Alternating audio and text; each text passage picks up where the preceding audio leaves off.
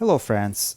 In this video I will show you how to heat up a camping tent with a Finnish style log stove, also known as a Finnish log torch. There are several methods to heating up a camping tent without a portable metal stove. You can set up a long log gap fire outside the tent, just close enough so that the heat would radiate through the tent's wall. Also, you can heat up a large rock and bring it inside the tent. You can easily find a large rock in the root ball of a falling tree, even in a snowy forest. But this video will demonstrate how to heat up a camping tent using a stream of warm air from a metal pipe running through a Finnish log torch. I have already tried this method using traditional campfire, but was not happy with the results. This time I'm using a Finnish torch with a curved pipe as a modification to the prior method. I should say up front that I was pleasantly surprised how well the tent heating method worked this time. First of all, we will need a metal pipe for our experiment. I used a curved steel pipe from the headrest of a vintage metal bed. The headrest was rusty, so it took me some time and effort to disassemble it into parts and clean them both outside and inside.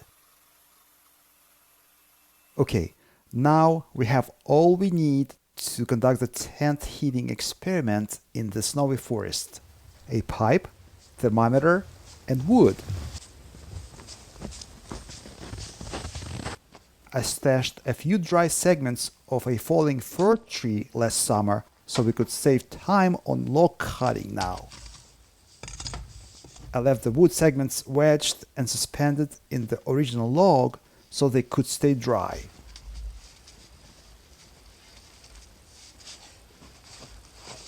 Now we need to make a Finnish log torch. The log torch, unlike the Finnish log candle, keeps all the fire inside the wood segment. It burns slower and more economically. Maximize the economy and duration of heating are the two characteristics I want to achieve in this project. There are many ways you can make a log torch, but I'll use the easiest one. It is about 10 degrees Fahrenheit, minus 12 Celsius outside, and all the moisture in the wood freezes, so it becomes fairly easy to chop wet wood as the frozen moisture swells the log from inside. However, my log segments are dry because they were kept suspended above the ground, so it isn't that easy to chop them without a wedge. To make a log torch tent heater, you need to chop a segment of wood into 3 or 4 large pieces and remove the core portion of each piece, just enough so that you could loosely feed the pipe inside the formed channel. Because I was chopping wood for 2 log torches for 2 experiments, I got warm real quick. My trusty Billness No. 9 Finnish axe rose to the challenge. I think it is one of the best multi-purpose axes out there. I even used it to build my log cabin at Ladoga Lake. Traditionally, you would reinforce a Finnish log torch with vitsa, a rope made from fir branch. I will leave a link to my video about how to make such bushcraft rope below. This time, however, I will use my homemade clamper and steel wire as it is a lot faster. Time is valuable in the northern winter forest because the day is short and I need to assemble 2 log torches and my tent before dark. The reason I need 2 log torches is because I need to test 2 metal pipe shapes, a single bent pipe and a U-shaped pipe.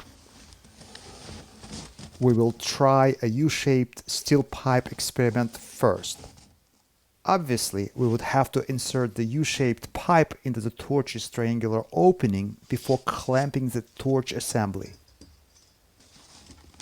Once I added legs to this log torch, it became heavier, but it is still fairly mobile. I can easily pick it up by its legs and carry it to the tent. In order to heat up a tent, well, we need a tent. This means it is time to set up my tried and tested tent model UP5. It is a spacious camping tent for 5 people. Almost a small studio apartment with no pesky neighbors and a great location. However, it won't be easy to heat up such a large space, which makes the experiment even more interesting and trustworthy. My double-wall Russian-made tent has an umbrella-like frame that allows you to set it up quickly. Now it is time to fire up our log torch. As I said earlier, I nailed 3 legs to each log torch for better airflow and stability. Next, I cleared a small spot from snow so that the log torch wouldn't fall on the tent once the snow melts under it. I didn't have a shovel, so I just stomped and pushed the snow aside with my legs. I was glad I had my custom-tailored gaiters on. They prevented snow from getting into my shoes and getting my feet wet. I will leave a link to the gaiter template below in case you're interested. As you can see, I nailed the legs with their longer portions at the bottom and then checked the torch assembly with my weight. However, I decided to install the torch upside down to use its longer leg as a pipe support. This way, the metal pipe will be suspended in the air and it will not press on snow under the torch or the torch's inner burning part. I made a V-cut on the tip of a former leg, and now the heating pipe is well secured. You can also use 2 nails to secure it if you don't have a saw to make a V-cut. The easiest way to start a log torch is to plug the central hole at the bottom with a piece of bark.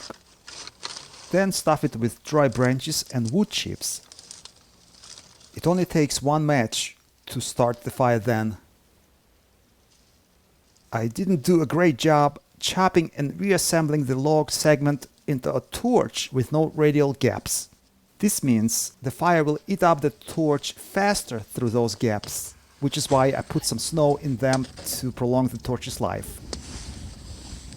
Once the log torch reaches its cruising temperature, you won't see any flames outside. The torch's walls inside will slowly burn, which in turn will heat the fresh air inside the pipe that is flowing up to the tent. Note, the fresh air gets into the pipe below the level of the log torch, preventing any carbon monoxide from mixing into it. It is freezing outside, and the long aluminum pipe cools off quickly. If the first pipe segment is too hot to touch, the second segment that is closer to the tent is noticeably cooler. To improve the torch's efficiency, I decided to move it closer to the tent, and this is where I made a mistake. I didn't push the legs all the way to the ground, and I faced the consequences later.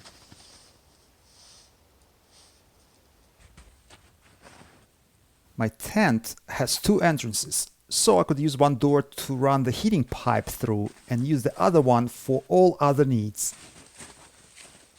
Note, I'm not forcing the airflow in any way, yet the airflow is significant. I'm using a small feather to demonstrate it. Admittedly, my tent is large, and it will take at least an hour to heat it up through such a small diameter pipe without supercharging. This is why it's still freezing inside the tent, but I'm eager to wait to see if this tent heating method works, so I decided to take a short nap in my cozy sleeping bag.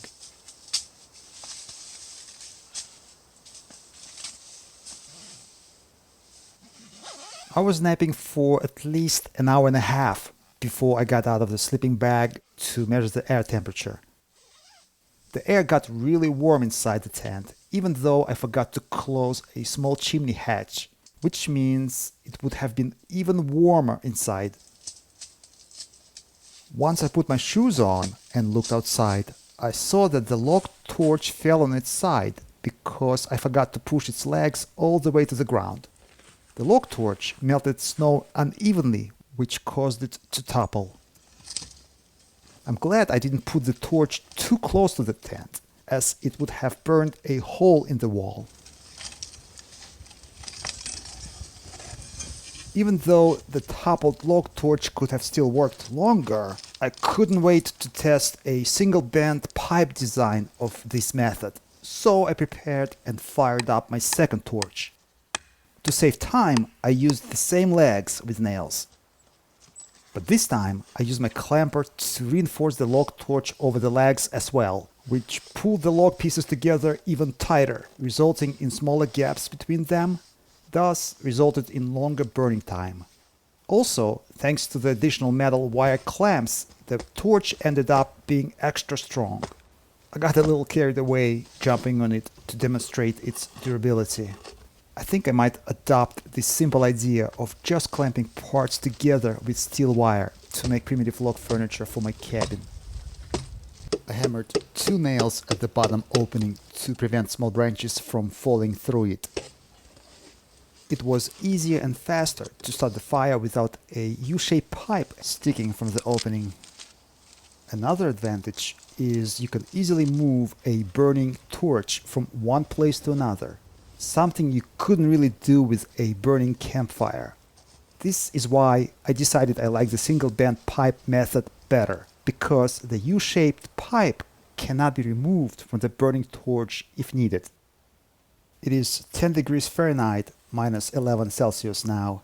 The efficiency of such a log heater depends greatly on the temperature gradient. In other words, the greater the temperature difference inside and outside the tent, the better the airflow will be. I reached 57 degrees plus 14 Celsius inside, and that is considering I didn't close the second door fully. So there is a 47 degree Fahrenheit, 25 degrees Celsius temperature gradient. To be honest, I didn't expect such an impressive result. I would dare to suggest you can reach tropical temperature values in a small tent. The temperature of the air coming out from the pipe is definitely higher than 140 degrees Fahrenheit, 60 degrees Celsius. Unfortunately, my thermometer scale maxes out at 140 Fahrenheit, 60 degrees Celsius. Here are a few words about the method's safety. Firstly, there is no fire inside the tent. Secondly, there is a constant fresh air flow coming into the tent.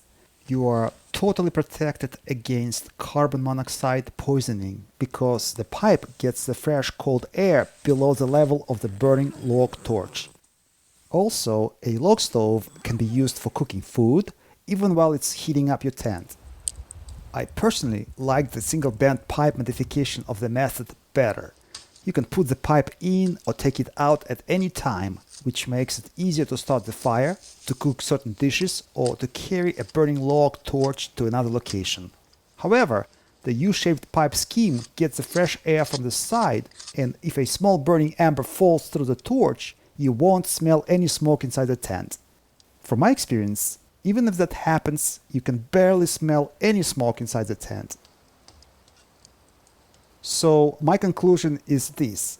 It was an interesting experience and successful experiment. It is labor consuming, but safe and effective.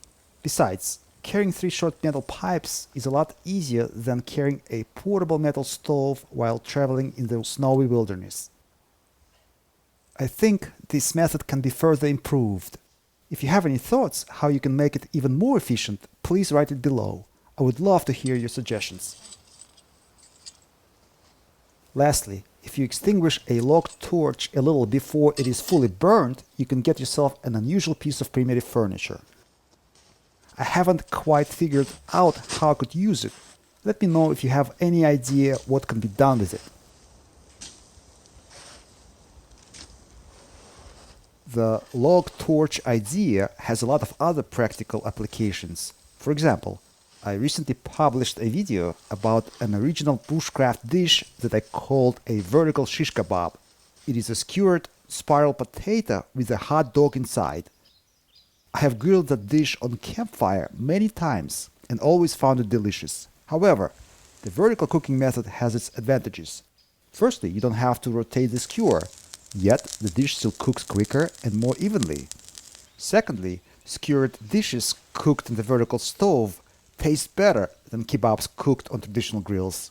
Regular kebabs drip fat onto coals, causing it to taste and smell slightly burned, while kebab dishes cooked in vertical stoves do not drip fat on fire but rise self-based, which enhances their own taste. When I cooked my skewered spiraled potato dish, the sizzling fat ran down the potato as it cooked, basting it with meaty taste. I don't think I can go back to traditional horizontal grilling. A more detailed instruction on how to make a vertical stove and prepare food in it can be seen on my video, Swedish Torch Stove Vertical Cooking, my bushcraft recipes. The link is below. If you liked this video, perhaps you could share it with your friends. Let good people watch good videos. This is Maxi Gorov, St. Petersburg, Russia. And a final note, I only produce 1 or 2 videos max a month. And if you don't want to miss new content like this, you can click on the bell reminder for notifications. I hope to see you back on Advoko Makes.